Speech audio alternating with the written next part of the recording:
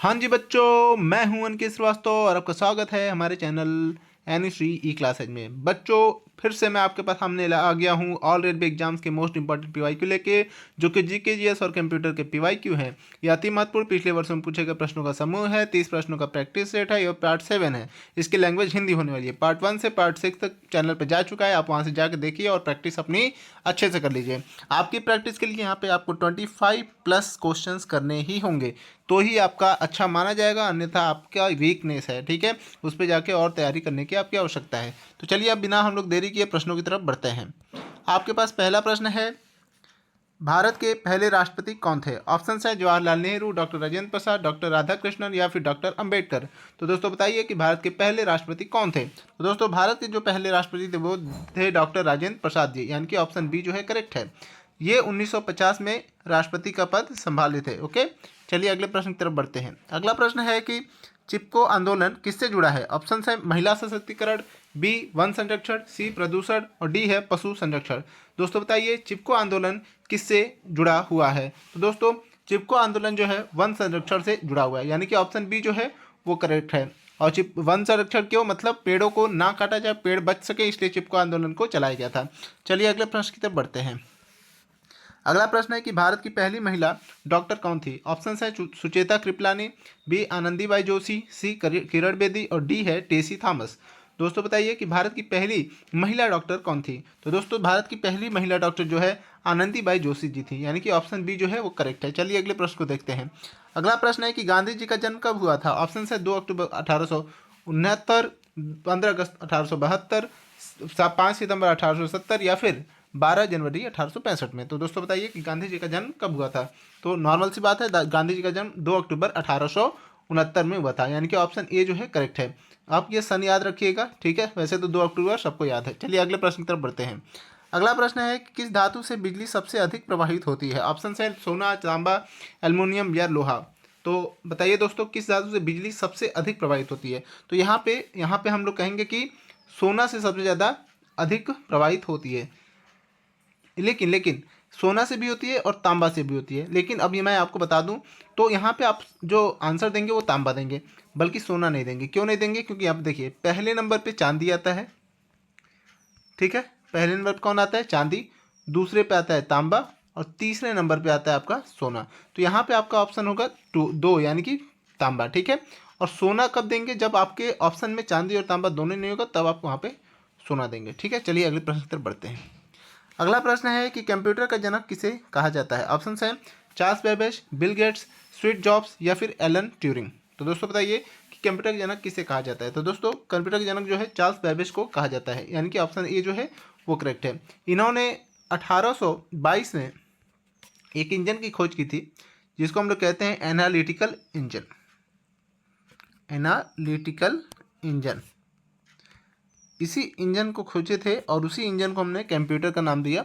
और मतलब कंप्यूटर बाद में आविष्कार हुआ तो धीरे धीरे छोटा किया गया, लेकिन चार्ल्स बेबेज ने एक बड़े से इंजन की खोज की थी जिसको एनालिटिकल इंजन कहा जाता है, और उसी इंजन के द्वारा उसको इम्प्रूव करके कंप्यूटर को बनाया गया था, इसलिए चार्ल्स बेबेज को कंप्यूटर का जनक कहा जाता है। चलिए अगले प्रश्न की तरफ बढ़ते हैं। अगला प्रश्न है कि कंप्यूटर का मस्तिष्क कौन कहलाता है? ऑप्शन है मॉनिटर, सीपीयू, हार्ड डिस्क या कीबोर्ड। बताओ दोस्तों, बताइए कंप्यूटर का मस्तिष्क किसे कहते हैं? तो दोस्तों कंप्यूटर का जो मस्तिष्क है उसे हम सीपीयू को मस्तिष्क कहते हैं। ऑप्शन बी जो है करेक्ट है। चलिए अगले प्रश्न की तरफ बढ़ते हैं। अगला प्रश्न है कि एमएस वर्ड में कंट्रोल+S का क्या कार्य है? ऑप्शन है सेव, कॉपी, पेस्ट या प्रिंट। दोस्तों बताइए कि एमएस वर्ड में कंट्रोल+S का क्या कार्य है? तो दोस्तों कंट्रोल+S से हम लोग जो है सेव कर सकते हैं। ऑप्शन ए जो है करेक्ट है, ठीक है? चलिए अगले प्रश्न की तरफ बढ़ते हैं। अगला प्रश्न है कि वेब पेज बनाने की भाषा कौन सी है? ऑप्शन है HTML, सी, जावा या पाइथन। तो दोस्तों वेब पेज बनाने की जो भाषा है वो HTML है, यानी कि ऑप्शन ए जो है वो करेक्ट है। HTML का फुल फॉर्म होता है हाइपर टेक्स्ट मार्कअप लैंग्वेज, याद रखिएगा, hyper text markup language HTML का फुल फॉर्म होता है, ठीक है? चलिए अगले प्रश्न से बढ़ते हैं। अगला प्रश्न है कंप्यूटर में डेटा का सबसे छोटा भाग क्या है? ऑप्शन है KB, बीट, MB या बाइट। तो दोस्तों कंप्यूटर में डेटा का सबसे छोटा हिस्सा जो है वो बीट है, यानी कि ऑप्शन बी जो करेक्ट है। बीट कितना होता है? 0 से 1 बस, उससे ज़्यादा नहीं हो सकता। चलिए अगले प्रश्न को देखते हैं। अगला प्रश्न है कि भारत का राष्ट्रीय पर्वतारोहण संस्थान कहाँ है? ऑप्शन है देहरादून, दार्जिलिंग, शिमला या श्रीनगर। दोस्तों बताइए भारत का राष्ट्रीय पर्वतारोहण संस्थान कहाँ पर है? तो दोस्तों भारत का पर्वतारोहण संस्थान जो है वो दार्जिलिंग में है, यानी कि ऑप्शन बी जो है करेक्ट है। और ये किस लिए है कि हिमालय की पर्वत चढ़ाई प्रशिक्षण के लिए इसको प्रसिद्ध किया गया है। ठीक है, चलिए अगले प्रश्न की तरफ बढ़ते हैं। अगला प्रश्न है कि भारत रत्न की स्थापना कब हुई? ऑप्शन है 1950, 1954, 1960 या 1970। तो दोस्तों बताइए भारत रत्न की स्थापना जो है वो कब हुई? तो दोस्तों भारत रत्न की स्थापना जो है 1954 में हुई थी। और ये किस लिए दिया जाता है भारत रत्न? भारत रत्न इसलिए दिया जाता है कि भारत का सर्वोच्च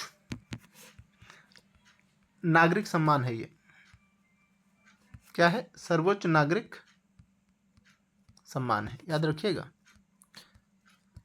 ये भारत रत्न क्या है? भारत का सर्वोच्च नागरिक सम्मान के लिए दिया जाता है। चलिए अगले प्रश्न पर बढ़ते हैं। अगला प्रश्न है कि चंद्रयान 2 किस वर्ष लॉन्च हुआ था? ऑप्शन है 2018, 2019, 2020 या 2021। दोस्तों बताइए कि चंद्रयान 2 जो है वो कब लॉन्च हुआ था? तो दोस्तों चंद्रयान 2 जो है 2019 में लॉन्च हुआ था। ऑप्शन बी जो है करेक्ट है।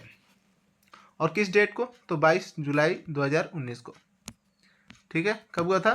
22 जुलाई 2019 को इसको लॉन्च किया गया था। चलिए अगले प्रश्न को देखते हैं। अगला प्रश्न है कि भारत का सबसे बड़ा रेल मंडल कौन सा है? ऑप्शन है हावड़ा, प्रयागराज, नागपुर या फिर चेन्नई। तो दोस्तों भारत का सबसे बड़ा रेल मंडल जो है वो प्रयागराज को माना जाता है। ऑप्शन बी जो है करेक्ट है। चलिए अगले प्रश्न को देखते हैं। अगला प्रश्न है कि गंगा नदी का उद्गम स्थान कौन सा है? ऑप्शन है प्रयागराज, गंगोत्री, हिमनद, हरिद्वार या फिर ऋषिकेश। तो दोस्तों गंगा नदी का उद्गम जो है वो गंगोत्री हिमनद से होता है। ऑप्शन बी जो है वो करेक्ट है। गंगा को हम एक और नाम से जानते हैं जिसको हम भागीरथी भी कहते हैं। और इसका कहानी ये है कि भागीरथ जी इनको ज़मीन पर लाए थे, इनको इसलिए इनको भागीरथी नाम दिया जाता है। चलिए अगले प्रश्न पर बढ़ते हैं। अगला प्रश्न है कि भारत का सबसे पुराना समाचार पत्र कौन सा है? ऑप्शन है the Times of India, Bengal gazette, Hindu या फिर अमर उजाला। दोस्तों बताइए कि भारत का सबसे पुराना समाचार पत्र कौन सा है? तो दोस्तों भारत का सबसे पुराना समाचार पत्र जो है वो बंगाल गजट है। ऑप्शन बी जो है करेक्ट है। इसकी शुरुआत जो है 1780 में हुई थी। 1780 में इसकी शुरुआत हुई थी। ठीक है, चलिए अगले प्रश्न की तरफ बढ़ते हैं। अगला प्रश्न है कि किस ग्रह को पृथ्वी का जुड़वा बहन कहा जाता है? ऑप्शन है मंगल, शुक्र, बुध या बृहस्पति। तो दोस्तों पृथ्वी की जो जुड़वा बहन है उसे हम शुक्र को ही कहते हैं। ऑप्शन बी जो है वो करेक्ट है। किसके आधार पर कहते हैं? इसका आकार और द्रव्यमान दोनों सेम होता है। पृथ्वी और शुक्र का जो आकार और द्रव्यमान है वो दोनों लगभग सेम है, इसलिए इन दोनों को बहनें भी कहा जाता है। चलिए अगले प्रश्न पर बढ़ते हैं। अगला प्रश्न है कि भारत का सबसे बड़ा बंदरगाह कौन सा है? ऑप्शन है मुंबई, कोलकाता, चेन्नई या विशाखापट्टनम। तो दोस्तों भारत का सबसे बड़ा बंदरगाह जो है वो मुंबई बंदरगाह है। ऑप्शन ए जो है करेक्ट है। और मुंबई बंदरगाह को हम एक और नाम देते हैं गेटवे ऑफ इंडिया। क्या कहते हैं? गेटवे ऑफ इंडिया भी इसको कहा जाता है, याद रखिएगा।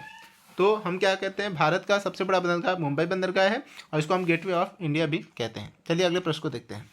अगला प्रश्न है कि विटामिन B12 की कमी से कौन सा रोग होता है? ऑप्शन है एनीमिया, स्कर्वी, रिकेट्स या फिर बेरी।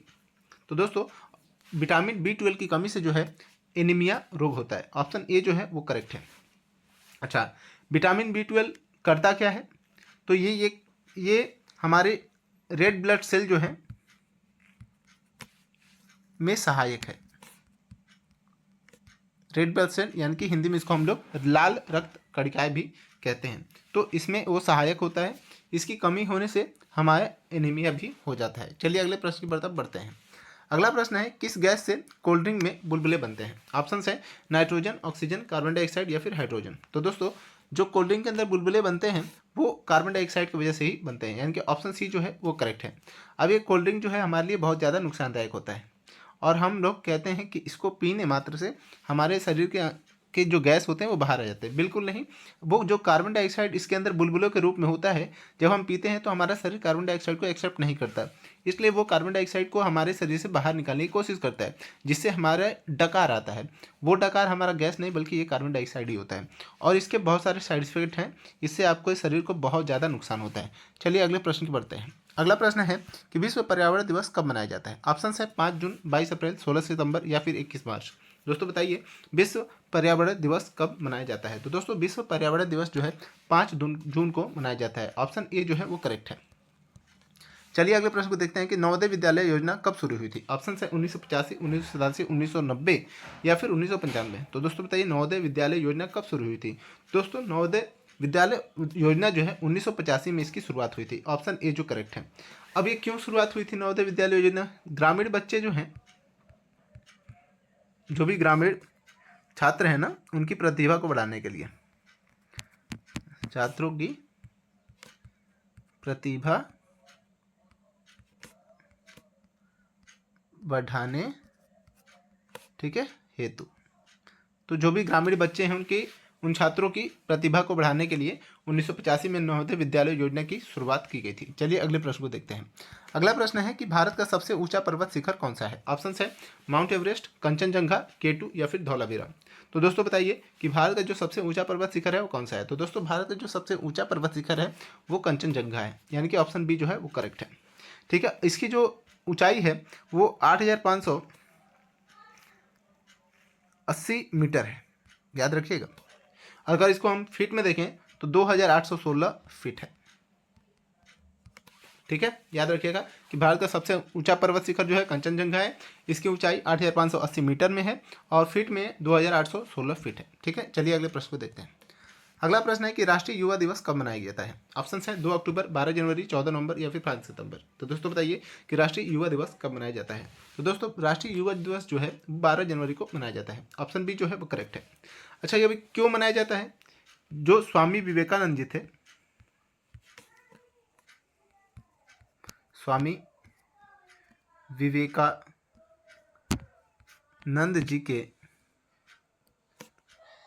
जी का जन्मोत्सव, ठीक है, तो स्वामी विवेकानंद जी का जो जन्मोत्सव 12 जनवरी को ही पड़ता है और इसीलिए 12 जनवरी को ही राष्ट्रीय युवा दिवस मनाया जाता है। ठीक है, चलिए अगले प्रश्न को देखते हैं। अगला प्रश्न है कि भारत की मुद्रा प्रणाली किस पर आधारित है? ऑप्शन है द्विधातु प्रणाली, दशमलव प्रणाली, स्वर्ण प्रणाली या फिर रजत प्रणाली। तो दोस्तों बताइए कि भारत की मुद्रा प्रणाली जो है किस पर आधारित है? तो दोस्तों भारत की जो मुद्रा प्रणाली है वो दशमलव प्रणाली पर आधारित है। ऑप्शन बी जो है वो करेक्ट है। इसकी शुरुआत कब हुई थी भाई? 1957 में हुई थी।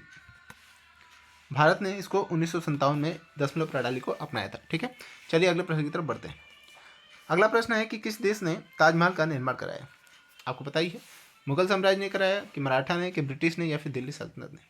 तो यहाँ पे देखा जाए तो मुगल साम्राज्य ने ही ताजमहल का निर्माण कराया था। और किसने कराया था आप सबको पता होगा, शाहजहां ने कराया था मुमताज़ के याद में। ठीक है, चलिए अगले प्रश्न की तरफ बढ़ते हैं। अगला प्रश्न है कि विश्व जल दिवस कब मनाया जाता है? ऑप्शन है 5 जून, 22 अप्रैल, 22 मार्च या फिर 16 सितंबर। तो दोस्तों विश्व जल दिवस जो है 22 मार्च को मनाया जाता है। ऑप्शन सी जो है वो करेक्ट है। चलिए अगले प्रश्न की तरफ बढ़ते हैं। अगला प्रश्न है कि सूर्य की सबसे बाहरी परत कौन सी है?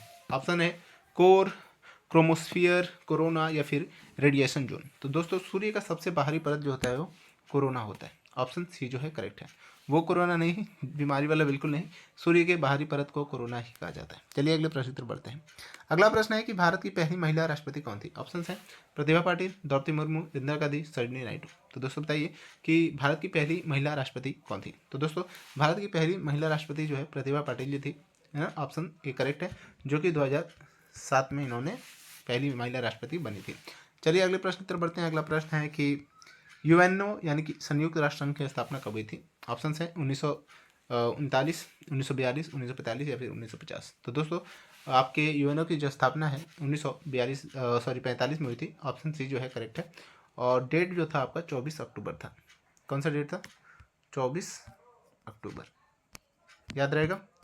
तो ये आपका अंतिम प्रश्न था। और अगर आपको जो भी चीज़ें नहीं आती हैं, इसमें आपको जो भी दिक्कतें होती हैं, उसको आप कमेंट में ज़रूर बताइएगा। और भी किस टॉपिक पे किस चीज़ के लिए आपको वीडियोस चाहिए उसको कमेंट में बताइए। आपका प्रैक्टिस के लिए मैं वीडियोज लाऊंगा। यदि आपको ये क्वेश्चंस कम लगते हैं तो ज़्यादा अच्छे खासे क्वेश्चंस भी आपके सामने लाए जाएंगे।